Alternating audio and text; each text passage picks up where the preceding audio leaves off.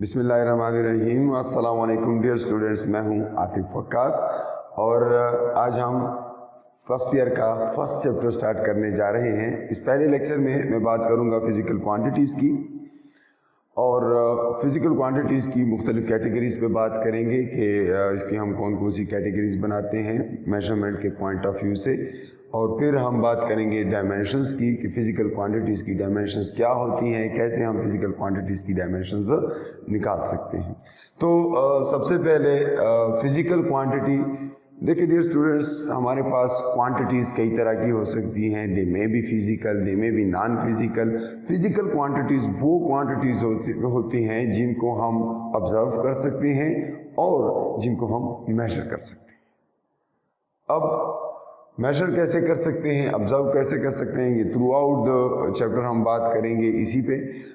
चूँकि ऑब्ज़र्व तो मुख्तलिफ़ क्वांटिटीज़ की जा सकती हैं, लेकिन उनकी मेजरमेंट जो है अगर की जा सके तब हम उसको फ़िज़िकल क्वांटिटी कहते हैं। फ़िज़िकल क्वांटिटीज़ जो हैं वो क्वांटिटीज़ होती हैं कि जिनको ऑब्ज़र्व किया जा सकता है और जिनको मेजर किया जा सकता है। क्वांटिटीज़ जो है फिज़िकल भी हो सकती हैं, नॉन फिज़िकल भी हो सकती हैं। फिज़िकल क्वांटिटीज़ ऑब्ज़र्व और मेजरमेंट ये दोनों चीज़ें उसके लिए ज़रूरी हैं, जबकि डिराइव्ड जो क्वांटिटीज़ जो नॉन फिज़िकल क्वांटिटीज़ होती हैं वो जैसे हमें हेट्रेड हो गया, लव हो गया, हैप्पीनेस, ये इमोशंस हैं, ये नॉन फिज़िकल क्वांटिटीज़ हैं, ऑब्ज़र्व की जा सकती हैं। हम ये ऑब्ज़र्वेशन कर सकते हैं कोई बंदा खुश है, लेकिन कितना खुश है उसकी क्वांटिटेटिव कोई वैल्यू नहीं निकाली जा सकती। इसी तरह जितनी भी इमोशंस हैं they are non physical. Physical quantities जो हैं उनको ऑब्ज़र्व भी किया जा सकता है और उनको मेजर किया जा सकता है।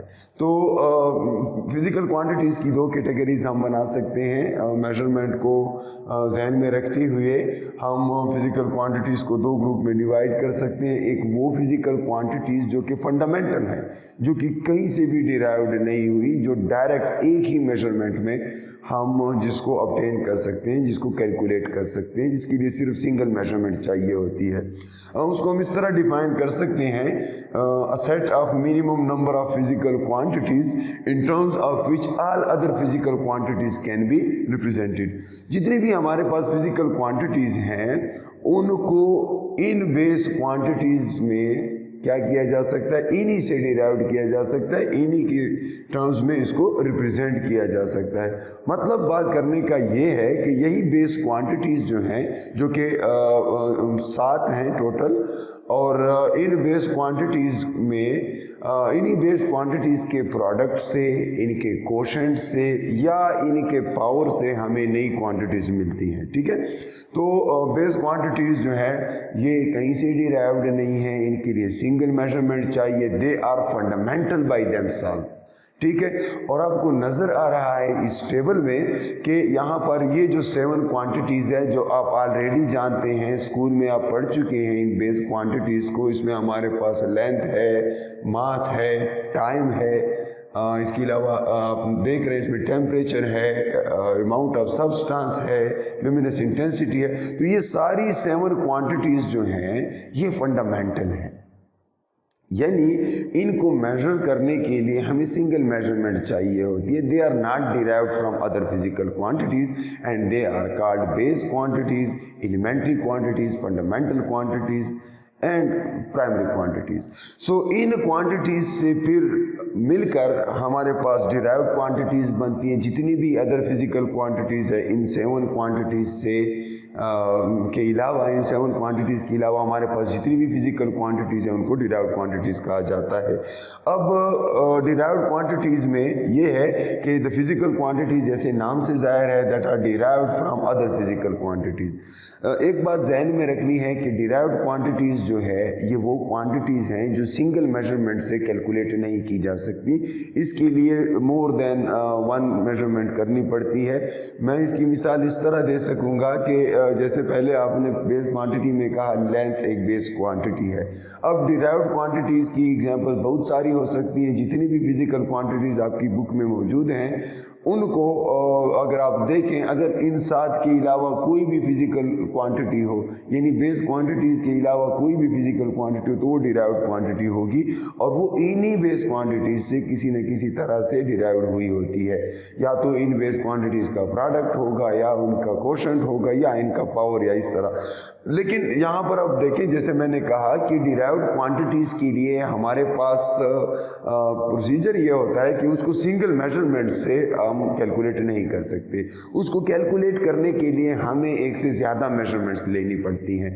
जैसे मैं एरिया की बात करूँ, एरिया एक डिराइव्ड क्वांटिटी है, ठीक है। अब क्यों ये एक डिराइव्ड क्वांटिटी है? That is because it is the product of 2 lengths, length multiplied with length.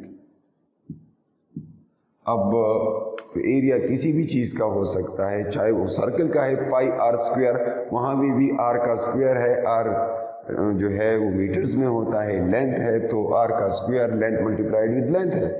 इसी तरह किसी रेक्टेंगल का एरिया आप ले सकते हैं, लेंथ मल्टीप्लाई ब्रेड्थ, तो लेंथ भी जो है वो लेंथ है लेकिन ब्रेड्थ भी एक लेंथ ही है। इसी तरह आप जो है किसी भी चीज़ का एरिया ले, हमारे पास जो है वो एक मेजरमेंट से नहीं आ सकता। अगर मैं उस एरिया को कैलकुलेट करना चाहूँ, फॉर एग्जांपल ये कोई शेप है और इसका मैं एरिया फाइंड करना चाहता हूँ, तो मैं एक मेजरमेंट नहीं करूँगा, मैं इस साइड की लेंथ भी मेजर करूँगा और मैं इस साइड की लेंथ भी मेजर करूँगा और फिर उन दोनों को मल्टीप्लाई करूँगा। मतलब ये है कि डिराइव्ड क्वांटिटी सिंगल मेजरमेंट से कैलकुलेट नहीं की जा सकती, इसके लिए मल्टीपल मेजरमेंट्स करने पड़ते हैं, 2, 3 और ज़्यादा भी हो सकते हैं। तो जैसे यहाँ पे मैंने बात की कि एरिया जो है लेंथ और लेंथ का प्रोडक्ट है।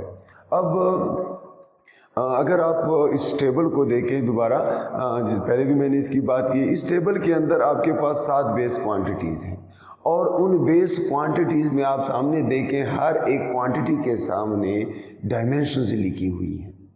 तो डायमेंशंस बेसिकली जो है ये एक कन्वेंशनल मेथड है उनको रिप्रेजेंट करने का। इसको किसी भी फिजिकल क्वांटिटी की डायमेंशंस को हम रिप्रेजेंट इस तरह करते हैं। अगर तो वो बेस क्वांटिटीज़ है साथ, तो इसकी आप देखें यहाँ पर लेंथ है और उसको हमने स्क्वायर ब्रैकेट्स में बंद किया हुआ है।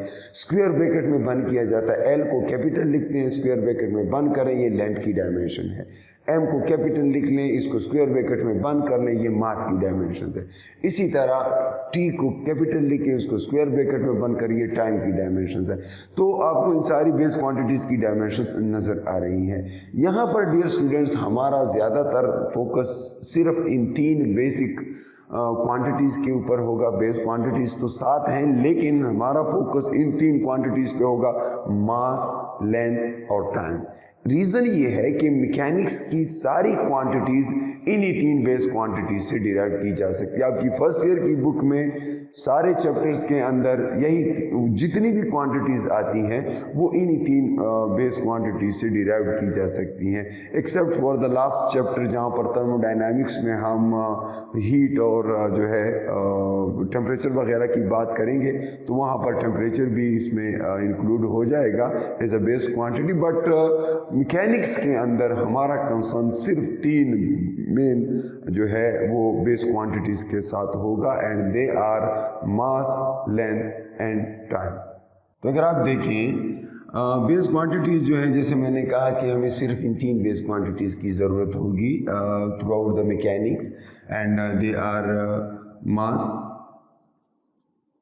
Length and time. ठीक है, अब इनकी क्यों ज़रूरत पड़ेगी?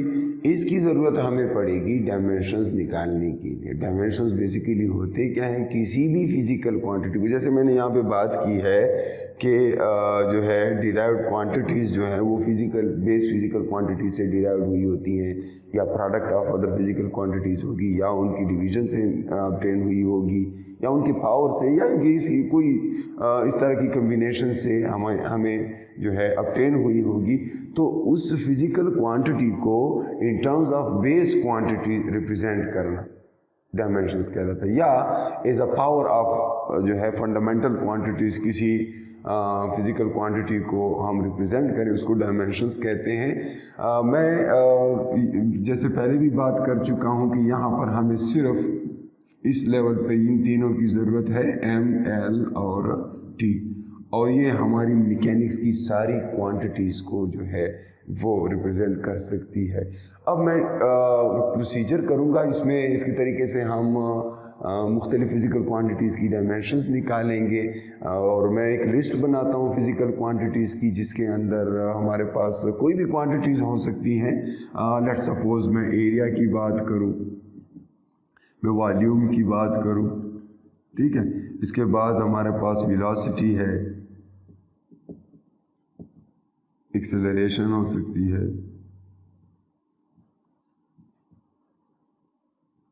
इसके बाद आप मोमेंटम लिख लें,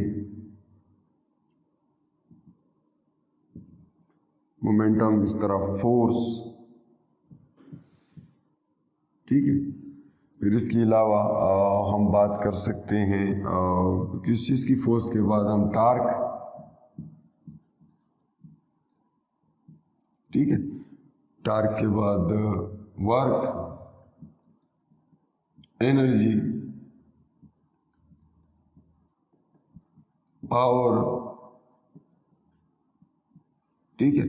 और ये चलते जाए, जितनी भी फिजिकल क्वांटिटीज़ आपको याद आती जा रही हैं उनकी एक लिस्ट बनाएं और फिर उसकी डायमेंशंस निकालें। अब डायमेंशंस निकालने का तरीका क्या है, किस तरीके से हम किसी फिजिकल क्वांटिटी की डायमेंशंस निकालते हैं, इसके लिए हम यूँ करते हैं कि सबसे पहले आपको एक काम करना है कि जिस भी फिजिकल क्वांटिटी की आपने डायमेंशंस निकालनी है उसका कोई ना कोई फार्मूला आपको याद हो। अब एरिया की बहुत सारे फार्मूले हो सकते हैं, उनमें से सबसे सिंपलेस्ट जो आपके लिए आसान हो आप वो वाला फार्मूला लिखें, क्योंकि किसी भी फिजिकल क्वांटिटी के बहुत सारे फार्मूले हो सकते हैं, बहुत सारे तरीक़ों से वो फिजिकल क्वांटिटी जो है मेजर की जा सकती है, बट डायमेंशन सिर्फ एक ही तरह के होंगे। इसीलिए आपके लिए जो भी कन्वीनियंट हो, जो भी आसान फार्मूला आपको नज़र आए, आप वो फार्मूला यूज़ करें और सबसे पहले वो फार्मूला अपने लिए लिखें। मैं एरिया के लिए कोई फार्मूला लिखता हूँ, मैं इसको मान लेता हूँ कोई स्क्वायर का एरिया, और स्क्वायर में एक साइड और दूसरे साइड की लेंथ इक्वल होती है, तो मैं लिख लेता हूँ लेंथ मल्टीप्लाइड विद लेंथ। अब ये लेंथ और लेंथ का प्रोडक्ट है, तो मैं क्या करूँगा, मुझे पता है कि लेंथ बेस क्वांटिटी, इसीलिए इसमें मज़ीद कोई कैलकुलेशन नहीं, मैं सिंपली लेंथ की जगह लेंथ की डायमेंशंस लिख लूँगा जो कि कैपिटल एल है, स्क्वायर ब्रैकेट में बंद है। इस तरीके से आपने पहले लेंथ के लिए भी लिख लिया, दूसरे लेंथ के लिए भी लिख लिया, और इन दोनों का प्रोडक्ट आपको क्या देगा, that would give you the dimensions of area. So area की डायमेंशंस एल स्क्वायर है। ज़्यादा बेहतर तरीका ये है कि इसको एम, एल और टी तीनों की फॉर्म में रिप्रेजेंट किया जाए, तो सिर्फ एल स्क्वायर लिखने की बजाय ज़्यादा बेहतर ये है कि इसको m0, l2, t0, यानी m पे डिपेंड नहीं करता, t पे डिपेंड नहीं करता, सिर्फ l स्क्वायर है। तो एरिया जो है एक फिज़िकल क्वांटिटी है, इसको हमने in terms of base quantities represent कर लिया, जिससे हमें इसके नेचर का पता चलता है कि ये किस तरह बेस क्वांटिटीज़ के साथ रिलेटेड है। दूसरा है वॉल्यूम।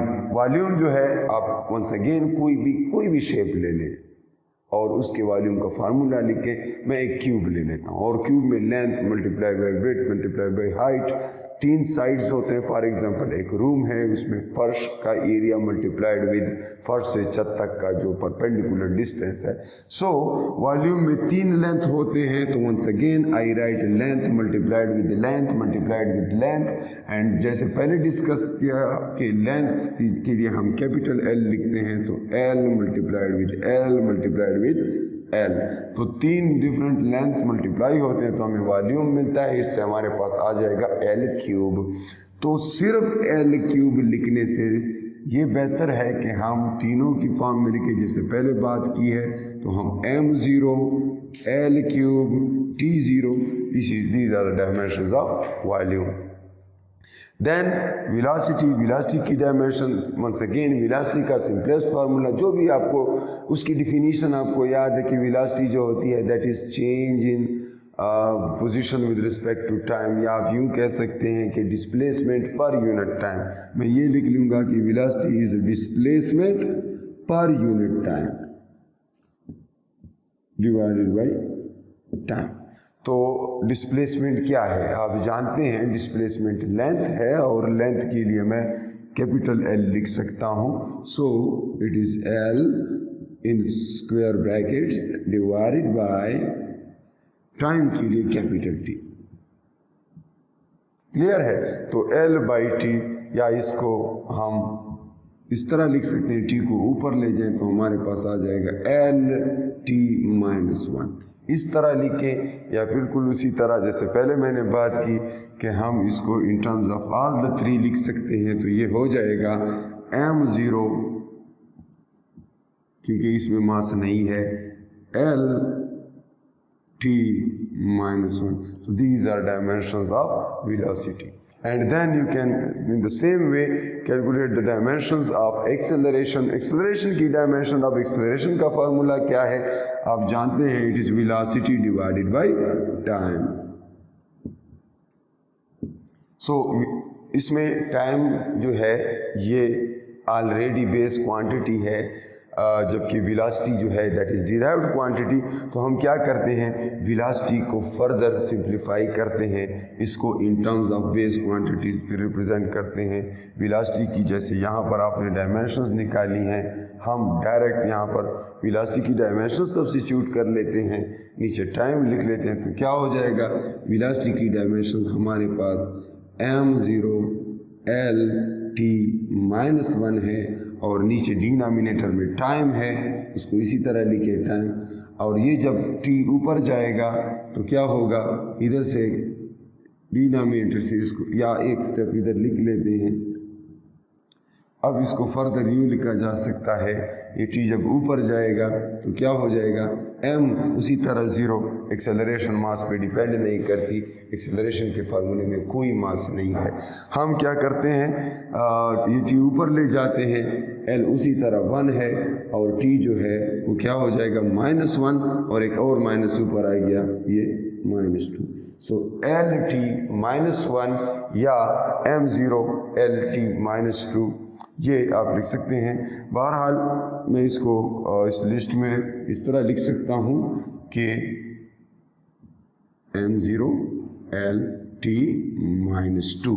नाउ इसके बाद हमारे पास मोमेंटम है, और आप मोमेंटम का फार्मूला जानते हैं, that is mass multiplied with velocity. So once again mass is a base quantity but velocity is derived quantity, and इसकी डायमेंशंस आपने ऑलरेडी यहाँ पर निकाली हैं। तो इसमें भी हम मास की जगह कैपिटल M लिख लेंगे, और जो है वेलोसिटी के लिए m_L_T-1 इस तरह लिख लेंगे, और इस तरह से हमारे पास क्या आ जाएगा, कैपिटल M मास के लिए। वेलोसिटी में भी m हमने लिखा था, लेकिन वो ऊपर 0 था, मैंने कहा था कि ये m पे डिपेंड नहीं करता। हाँ, अब इसको लिखने की कोई ज़रूरत नहीं है क्योंकि ऑलरेडी मास इसमें आ गया है। तो अब L_T-1 इस तरह हम लिख सकते हैं। So these are dimensions of momentum. So momentum की डायमेंशंस क्या है, m1 L_T-1, तो 1 लिखने की ज़रूरत नहीं होती, m_L_T-1 these are the dimensions of momentum। and similarly force की dimensions क्या होंगी, force का फार्मूला क्या है, that is mass multiplied with acceleration।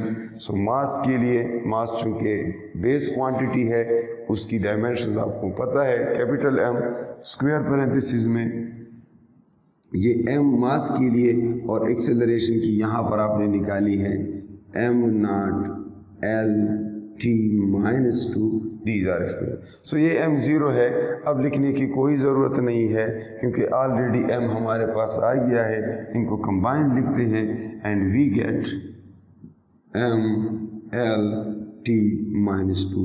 These are the dimensions of force.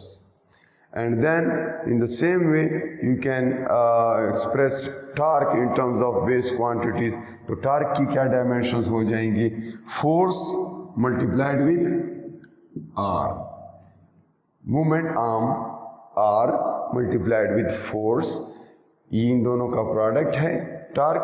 तो R चूंकि एक लेंथ है इसलिए इसकी जगह कैपिटल L लिखेंगे स्क्वायर ब्रैकेट में, क्योंकि डायमेंशंस के लिए ये ज़रूरी है. और F की जगह उसकी डायमेंशंस लिखेंगे और हमें क्या मिलेगा अगर मैं R की जगह उसकी डायमेंशंस लिखूं L और F की जगह F की डायमेंशंस लिखूं, that is m l t minus 2. तो हमें क्या मिलता है? L और L मल्टीप्लाई हो जाते हैं, we get L square and hence we are left with m L square t minus 2. And then work की डायमेंशंस के लिए once again you need a formula of work का क्या फार्मूला है आप जानते हैं, it's a force multiplied with displacement FD. Force is derived quantity and you know the dimensions of force. Force के लिए फोर्स की डायमेंशन सब्स्टिट्यूट कर लें और displacement is length and length की डायमेंशन जो है capital L in square brackets. So यहाँ पर फोर्स और लेंथ की डायमेंशंस अगर मल्टीप्लाई की जाएं, ये फोर्स की डायमेंशंस हैं मल्टीप्लाइड विद लेंथ, तो इससे वंस अगेन सेम डायमेंशंस आएंगी जो आपके पास टार्क के केस में आई है. अब आप देख सकते हैं यहाँ पर टार्क की डायमेंशंस और वर्क की डायमेंशंस सेम है. ठीक है, आगे हम इसको मुख्तलिफ जो है चैप्टर्स में डिस्कस करेंगे. टार्क को भी डिस्कस करेंगे नेक्स्ट चैप्टर में, फिर आगे जाके वर्क की भी बात करेंगे. इन दोनों फिजिकल क्वांटिटीज़ में बहरहाल फ़र्क मौजूद है, लेकिन इनकी डायमेंशन सेम है, ये बात जहन में रहे. इस तरह एनर्जी है तो एनर्जी की भी यही डायमेंशंस आएंगी वर्क की तरह, लेकिन एनर्जी की डायमेंशंस निकालेंगे कैसे? वंस अगेन आपको कोई सिंपल फार्मूला चाहिए एनर्जी का, बहुत से फार्मूले हो सकते हैं, but you would use the one that is convenient for you and जो आपके लिए आसान हो, जिसको आप समझ सकें. सो मैं कोई भी फार्मूला उठा सकता हूँ, लेकिन मैं पोटेंशियल एनर्जी का फार्मूला लिखता हूँ mgh. ठीक है, इसमें m मास है, g acceleration due to gravity है, h हाइट है. ठीक है, तो मास ऑलरेडी बेस क्वांटिटी है, g जो है एक्सेलरेशन डिराइव्ड क्वांटिटी है, लेकिन यहाँ पर हम उसकी डायमेंशंस निकाल चुके हैं. ठीक है, और इसी तरह जो है हाइट h जो है ऑलरेडी लेंथ है और लेंथ की जो है डायमेंशंस आप जानते हैं कैपिटल L. तो अगर हम इनकी जगह उनकी डायमेंशंस लिखें तो हमारे पास क्या आ जाता है? m capital for mass, Lt minus 2 for acceleration and L for height. And if we combine these L, we get ml square t minus 2. And here you see energy की भी dimensions work और torque की तरह है. ठीक है, फिर इसके बाद पावर है. पावर क्या है? आपको फार्मूला चाहिए एंड फार्मूला पावर का ये है work divided by time, energy divided by time. तो वर्क की डायमेंशंस आपके पास ऑलरेडी लिखी हुई हैं, ऊपर वर्क की डायमेंशंस लिखे, नीचे टाइम की डायमेंशंस लिखे. ml square t minus 2 divided by t and we get, ये t ऊपर जाएगा तो हमारे पास पावर की डायमेंशंस आ जाएंगी क्या? ml स्क्वायर t minus 3, क्योंकि एक और t नीचे से ऊपर गया जिसका पावर -1 हो जाएगा. तो ये पावर की डायमेंशन है. इसी तरह आप निकाल सकते हैं डेंसिटी की डायमेंशंस, इसी तरह आप प्रेशर की डायमेंशंस निकाल सकते हैं. मैं कोशिश कर रहा हूँ कि उन सारी फिज़िकल क्वांटिटीज़ की डायमेंशंस एक दफ़ा इधर आपकी नज़र से गुज़रे, जिसको हम थ्रू आउट फर्स्ट ईयर के बुक में डिस्कस करेंगे. बेशक ये ज़रूरी नहीं है कि पहले ही लेक्चर में आपको हर फिज़िकल क्वांटिटीज़ की फार्मूले याद होंगे. लेकिन ज़ाहिर है फर्स्ट चैप्टर में ये टॉपिक है तो हमें मजबूरन इनके फार्मूले जो है अपने प्रीवियस नॉलेज के बेस पे याद रखने होंगे। लेकिन जो हम ये कोर्स आगे बढ़ाएंगे, जो आप फर्स्ट ईयर का ये कोर्स कंप्लीट करेंगे तो इनमें आपको ये सारे फार्मूले तकरीबन याद होंगे। डेंसिटी जो है उसका फार्मूला आप जानते हैं, that is mass per unit volume, mass divided by volume. ठीक है, अब मास जो है ऑलरेडी बेस क्वांटिटी है और वॉल्यूम की भी यहाँ पर आपने डायमेंशंस निकाल ली हैं, तो ऊपर मास लिखे, नीचे L³ लिखे वॉल्यूम के लिए, एंड इस तरह आपके पास डेंसिटी की डायमेंशंस आ जाएंगी। ऊपर m स्क्वायर ब्रैकेट में बंद कर ले और नीचे L³ है। ठीक है, इसको रीअरेंज कर लें तो आपके पास ये L³ ऊपर चला जाए तो हमें क्या मिलता है, ml-3। और जैसे पहले भी मैंने कहा कि इन तीनों को लिखना ज़्यादा बेहतर होता है। कन्वेंशनली हम इसको लिखते हैं, लेकिन चूंकि इसमें कोई टाइम नहीं है इसलिए हम t⁻0 लिख लेते हैं, that is equal to 1। So it is independent of time. जिसके ऊपर हम 0 लिखते हैं ना, इसका मतलब है कि ये इस पर डिपेंड ही नहीं करता, इसकी डायमेंशन में टाइम नहीं है। बट कन्वेंशनली ये तीनों लिखी जाती हैं तो इसके ऊपर 0 लिखा जाता है। अगर न भी हो तब भी कोई बात नहीं है, लेकिन बेहतर है कि कन्वेंशन को फॉलो किया जाए। डेंसिटी के बाद हम प्रेशर की डायमेंशन निकाल सकते हैं। प्रेशर में ज़ाहिर है प्रेशर का फार्मूला है फोर्स पर यूनिट एरिया, तो फोर्स की डायमेंशंस ऑलरेडी हम निकाल चुके हैं, एरिया की भी डायमेंशंस हम निकाल चुके हैं। तो ऊपर फोर्स की डायमेंशंस लिखे mlt-2 और फिर नीचे एरिया की डायमेंशंस लिखे L²। इसको सॉल्व करें and you get mlt-2 for force divided by L² for the area, and then if you rearrange this L² ऊपर जाकर -2 हो जाएगा, L⁻⁻² हो जाएगा और वो इसके साथ इसको हम सिंप्लीफाई कर लेते हैं। L एक ऑलरेडी ऊपर मौजूद था, एक नीचे से L⁻⁻² हो गया, तो इससे हो जाएगा L-1 और T-2। These are the dimensions of pressure। ऊपर फोर्स की डायमेंशन, नीचे एरिया की डायमेंशंस, इसको सिंप्लीफाई किया, हमारे पास प्रेशर की डायमेंशंस आ गई। अब इसके अलावा जो है आपके टेक्स्ट बुक में मुख्तलिफ क्वांटिटीज़ की डायमेंशंस का पूछा गया है। इसमें एंगुलर क्या कहते हैं, इसमें प्लांक कांस्टेंट की डायमेंशंस हैं या ग्रेविटेशनल कांस्टेंट है, ये 2 एक्सरसाइज में आई हुई है एक न्यूमेरिकल प्रॉब्लम में। तो उसको किस तरह करेंगे, ज़ाहिर है अगर आप इन सारी मैकेनिकल क्वांटिटीज़ की आप डायमेंशंस जानते हो तो आप इसको यूज़ करके किसी भी फिज़िकल क्वांटिटीज़ की डायमेंशंस आप निकाल सकते हैं। आपकी एक्सरसाइज में एक क्वेश्चन है, वो कहता है कि जो है ग्रेविटेशनल कांस्टेंट की डायमेंशंस कैलकुलेट करें। तो सबसे पहला काम आपने ये करना है कि कोई फार्मूला ढूंढें जो कि ग्रेविटेशनल कांस्टेंट को जो है और फिजिकल क्वांटिटीज़ के साथ रिलेट करता है, and that formula comes from Newton law of universal gravitation. So that is G(m1 m2) divided by r²। इसी इक्वेशन को रीअरेंज कर लें G के लिए, तो r² ऊपर जाएगा, f r² हो जाएगा, इस साइड पे आएगा, और m1 m2। I have just rearranged this formula for G, and अब यहाँ से आप G की डायमेंशंस निकाल सकते हैं। कैसे निकालेंगे, F की जगह फोर्स की डायमेंशंस पुट करें, r² की जगह लेंथ स्क्वायर आ जाएगा। फोर्स की डायमेंशन क्या है, mlt-2 डिवाइडेड बाई 2m है तो मल्टीप्लाइड है, तो इसलिए मैं m² लिख लेता हूँ और इसी को हम फिर रीअरेंज कर लेते हैं। m ऑलरेडी ऊपर मौजूद था, L1 ये है, 2 ये है, तो L³ हो जाएगा, T⁻⁻2 और ये नीचे वाला m जो है ऊपर चला जाएगा, इसके ऊपर स्क्वायर है तो ये -2 हो जाएगा।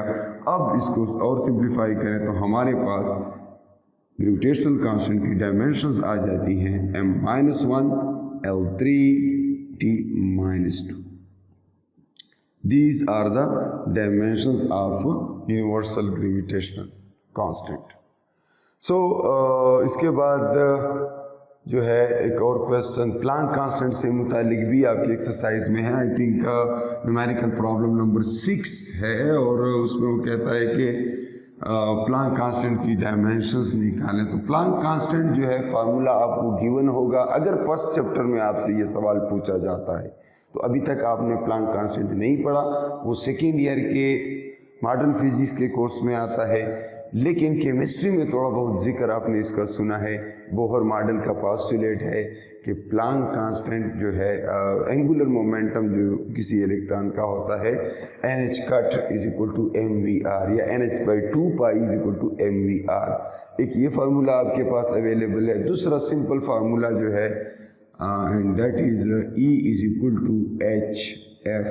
कुछ बुक्स में f की जगह न्यू लिखा हुआ है but it is frequency. E energy है, f फ्रीक्वेंसी है। h के लिए इसी इक्वेशन को हम रीअरेंज कर लेते हैं and we get E divided by f। E की जगह E की डायमेंशंस लिखें, that is ml square t minus 2 divided by f की डायमेंशन। f चूंकि टाइम का रेसिप्रोकल है, frequency is the reciprocal of time period, so it would be time inverse. Rearrange करें इसको, t माइनस 1 ऊपर जाएगा, t प्लस 1 हो जाएगा, ml square t minus 2 already था, प्लस 1 और हो जाएगा, तो ये हो जाएगा ml square t minus 1। So these are the dimensions of Planck constant. E की जगह E की डायमेंशंस और नीचे F की जगह उसकी डायमेंशंस रीअरेंज किया और हमारे पास प्लैंक कांस्टेंट की डायमेंशंस आ गई। तो डियर स्टूडेंट्स, आज के लिए इतना काफ़ी था। इंशाल्लाह नेक्स्ट क्लास में हम डायमेंशंस की एप्लीकेशंस या यूजेस, इसको कह सकते हैं यूजेस, और इसकी लिमिटेशंस पे बात करेंगे। तब तक के लिए अपना ख्याल रखिए। अल्लाह हाफिज़।